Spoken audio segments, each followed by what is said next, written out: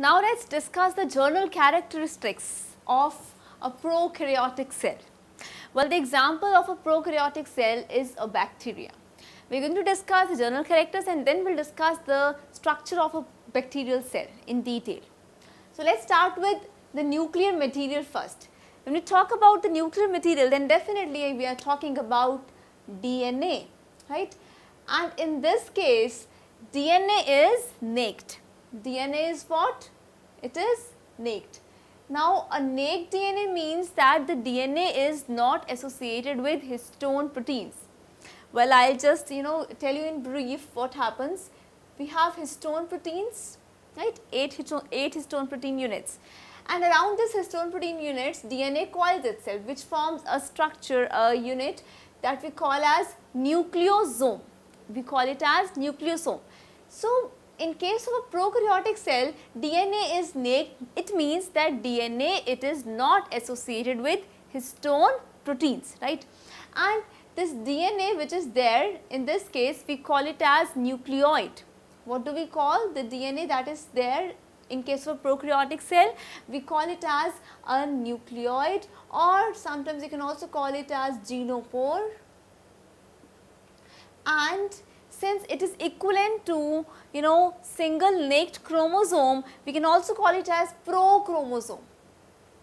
We can also call it as prochromosome. So these are the names for the naked DNA that is there in case of a prokaryotic cell. That is, we can call it as a nucleoid, we can call it as genophore, we can also call it as prochromosome. Why we call it as prochromosome?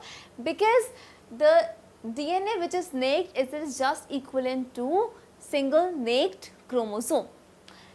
Then let's talk about the cell wall. If we talk about the cell wall, then bacteria and cyanobacteria, that is blue-green algae, they have a cell wall. But mycoplasma is an exception. Mycoplasma, or you can also call it as PPLO.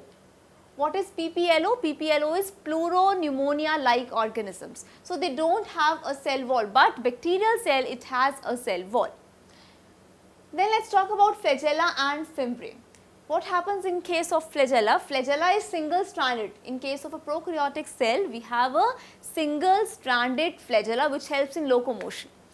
Then fimbriae, or you can say pili, right? There is a very slight difference between these two terms. We will discuss later when we will talk about the bacterial cell. But remember that fimbriae or pili, they actually help in the attachment when there is sexual reproduction, a special sexual reproduction that we call as conjugation. Right? So these structures, they don't help in locomotion, but they are just helping in attachment during reproduction. That special sexual reproduction is known as conjugation. It is known as what? Conjugation. Then some bacteria, they are autotrophic, means they prepare their own food. So there are photosynthetic thylakoids also that are present, right? Then membrane lined cell organelles, they are absent in case of a prokaryotic cell. Means if we talk about endoplasmic reticulum, if we talk about Golgi apparatus, right, and if we talk about lysosomes, then these membrane lined cell organelles, they are absent in case of a prokaryotic cell. Then typical true vacuoles or sap vacuoles are not there. There are gas vacuoles that may be there. Gas vacuoles are there. There are no true vacuoles or true sap vacuoles. Then ribosomes. Ribosomes are generally 70S type. In a prokaryotic cell, the type of ribosomes is generally what? It is 70S. They don't have 80S ribosomes, right? Then they have a one envelope system. Since membrane lined cell organelles, they are absent. So prokaryotic cell has a one envelope system. Then DNA content is low in case of a prokaryotic cell. As I told you that the DNA, the naked DNA that is there in case of a prokaryotic cell, it is equivalent to a single naked chromosome. So as a whole, the DNA content is low in case of a prokaryotic cell. Then the respiratory enzymes, they are present near the cell membrane. The respiratory enzymes are there linked with the cell membrane. So these are the general characteristics of a prokaryotic cell, right? I'll just summarize them as whole. The DNA is naked, which we call as nucleoid, genophore or prochromosome. You can see in the image how this DNA is there. There is no well organized nucleus within which this DNA is there in case of a eukaryotic cell. But it's a prokaryotic cell, so DNA is naked, there is no nucleus, no well organized nucleus, and this DNA is equivalent to single naked chromosome most probably. That is why we call it as a prochromosome. Okay. Then the cell wall, it is there in bacteria and cyanobacteria. Cyanobacteria is blue green algae, but in case of mycoplasma and PPLO, that is pleuropneumonia like organisms, this cell wall is not there, it is absent. Then flagella is single stranded in case of a prokaryotic cell, and this helps in locomotion. If you talk about fimbriae and pili, they help in attachment, for example during a special reproduction that we call as conjugation, right.